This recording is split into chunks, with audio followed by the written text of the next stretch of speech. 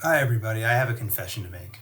And this is something that has been a secret that I've been holding near and dear to my heart for a while. And I think it's about time that I make this confession. And I've given it a lot of thought, and I think the time is right. So if you want to hear what I have to confess, please stay tuned. Don't read below for the spoiler alert. And here goes nothing.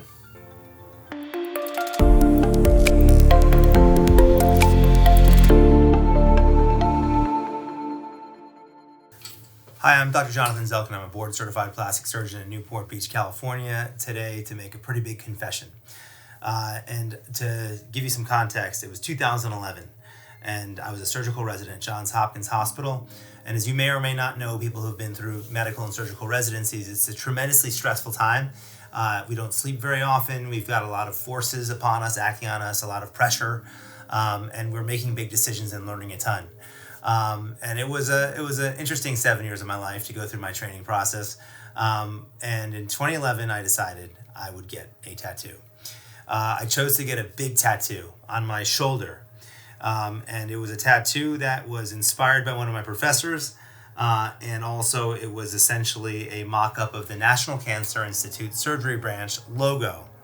And it's a big warrior, a Greek warrior, killing a crab. The crab, of course, represents cancer. And there was a handsome younger gentleman who had a mole on his cheek and was sent to us by dermatologists at the Baltimore Veteran Affairs Hospital. He was in the military. And the treatment of what's a suspected, melanoma is to cut off the tissue as well as pretty big margins. And so this handsome young man resulted with a big scar down his cheek. And it was hard for me morally to overcome this hurdle of putting a scar on someone's face like that. But it turned out to be melanoma indeed, and it was curative, and we basically saved this guy's life. It was such a revelation for me. It was so cool. Right at the time that I discovered this logo, that all the stars aligned, and I went down to Georgetown, and I got the best guy in the DC area to give me a tattoo of a big crab getting killed by a Greek warrior on my shoulder. Okay. Fast forward 5 years, my family discovers this at my brother's wedding. Not super pleased. It's not necessarily looked upon favorably in the Jewish faith, but also that they expected more of me. Fast forward 10 years. My daughters are starting to speak and understand everything that goes around. And I don't want them necessarily to know that daddy has a tattoo. And so as far as they understand, a bad person colored on my arm and I'm having a hard time wiping it off. So how do I address this in real life? In about 2020, just before the pandemic, I went to a nurse down the hall who said she could remove this tattoo with a laser she had. I didn't have any laser that was designed for this.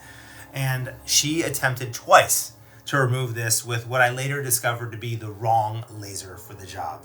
And instead of removing pigment, which it did because it caused skin loss and blistering, I actually got some scars and some hypopigmentation of the area where the tattoo was that will unfortunately never go away, with residual areas of excellent tattoo clarity.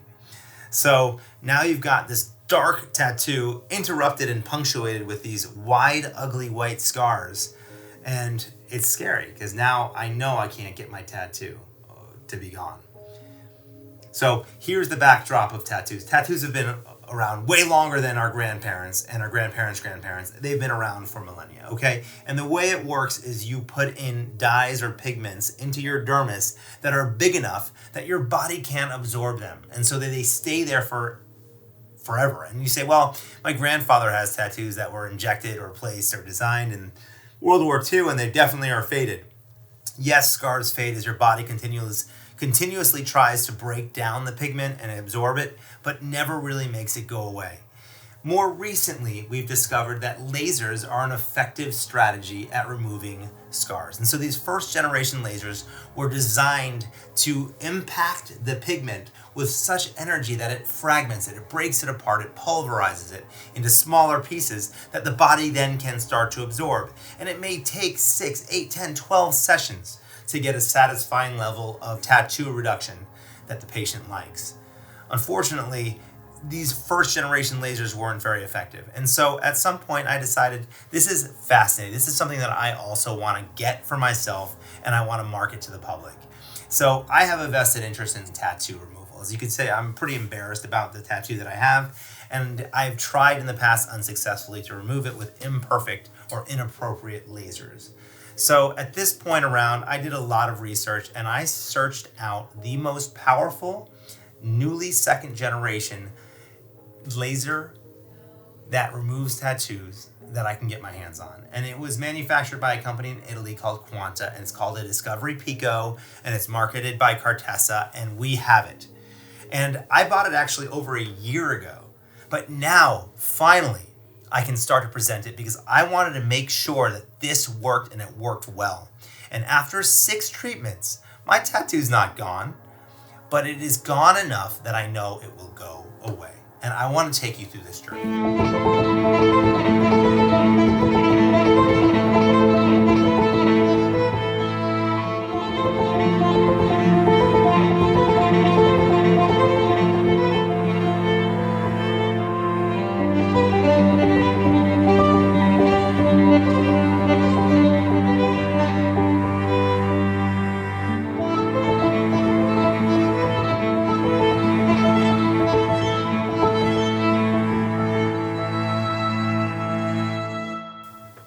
As you can see through this series of befores and afters, by the 6th or 7th treatment, we've got about 80 to 90% reduction in tattoo pigments that are visible.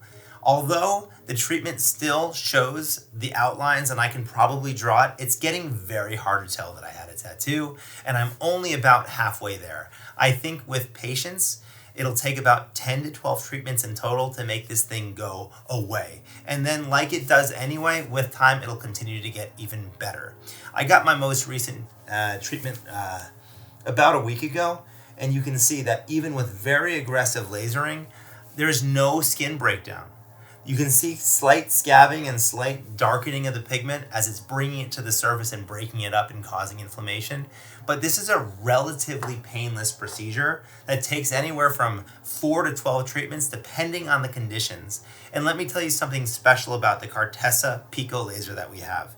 It uses about 1.8 gigawatts of energy. Nuclear reaction to generate the 1.21 gigawatts of electricity. 1.21 gigawatts! Which is the most powerful laser in its class. It also has different wavelengths, so we can target different colors and depths of tattoos. It has different emission settings, and more importantly, it operates on the pico-second level. This is an incredibly short burst of light energy, and that short burst is so powerful that it can disperse amongst different colors and depths more easily. This is why we call it a second generation laser for tattoo removal, and this is why it was so appealing to me.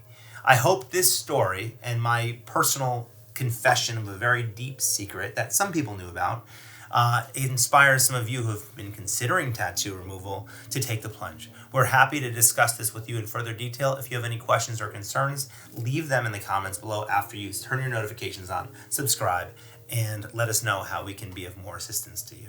Thank you so much.